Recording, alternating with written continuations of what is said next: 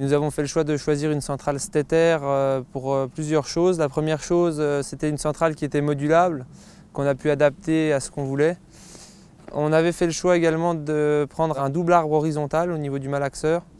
Et par rapport à ça, Schwing Stetter était l'entreprise qui présentait le meilleur compromis avec un moteur de 75 kW. Ce qui nous permettait également de pouvoir passer des produits tels que de la graffe ciment, ce qui correspond tout à fait à ce type de malaxeur étant donné que nous avons aussi une activité travaux publics. Le matériel de chez Schwing Stetter a une certaine robustesse.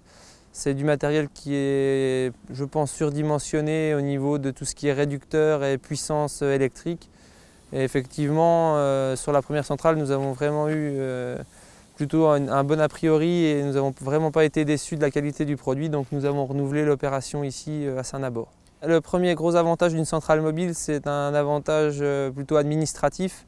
C'est une centrale qui ne nécessite aucun permis de construire et aucune autorisation d'installation classée en préfecture. Ça facilite énormément la partie administrative. Et ça facilite également l'installation et la rapidité d'installation. La grosse différence, c'est vraiment qu'il n'y a pas besoin de fondation sur la partie silo.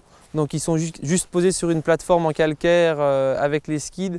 Après, on peut faire le choix de remplir les skids de béton pour un souci d'entretien. Ça permet également de pouvoir faire un échantillonnage des bétons qu'on propose pour montrer à nos clients. Et la partie trémie à granulat, elle peut être posée également sur du calcaire ou sur un radier en béton. Donc c'est le choix qu'on a fait. On a posé sur un radier en béton, ce qui nous a permis de poser directement l'ensemble des trémies en une seule fois et une seule opération.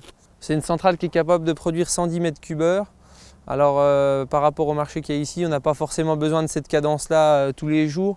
Par contre, ça nous permet de répondre à des gros chantiers d'allage ou de génie civil où il peut y avoir une grosse demande rapide. Des massifs de fondation qui peuvent faire 300 m3 à couler en une matinée par exemple, on est capable de le faire avec cette centrale. Depuis ici à Saint-Nabord, on couvre à peu près 35-40 km. On est capable d'aller jusque Charmes, direction Nancy. On referme sur la partie Haute-Saône, on arrive à refermer avec la centrale qu'on a à Lure. On s'arrête sur Fougerolles, Val d'Ajol. Et vers cette vallée, on va jusque Gérardmer.